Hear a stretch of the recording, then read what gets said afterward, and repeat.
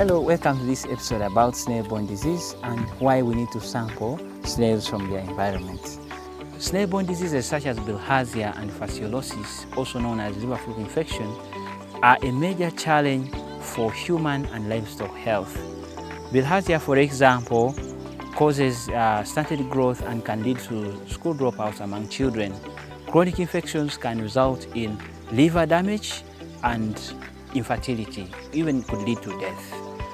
Liver fluke infections, on the other hand, result in serious economic damage by reducing the amount of milk and meat.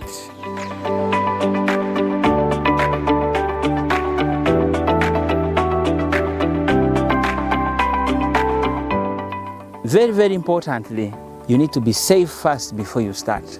You need gloves, like these ones I'm wearing. You need gumboots, because these gumboots will protect you from contacting water, because you get the disease directly contacting the water on your skin. But also you need a scoop net, which is a sieve, a metallic sieve attached to a handle, which you use to collect snails from the water.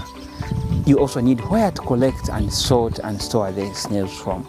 Then you need to identify places where actual snails are existing. These places will be similar to where we are standing now, where there's a lot of human activity, also where you find animals grazing and drinking from.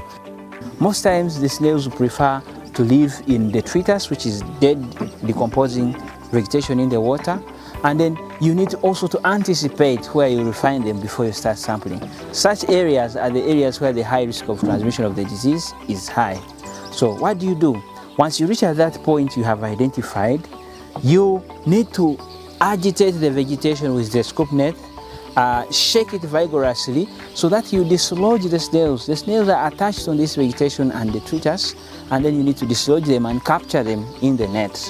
But it's very important to note that not all snails prefer the same kind of environment. So it is very, very important to sample at multiple locations to ensure that all kinds of environments which snails can hide have been sampled.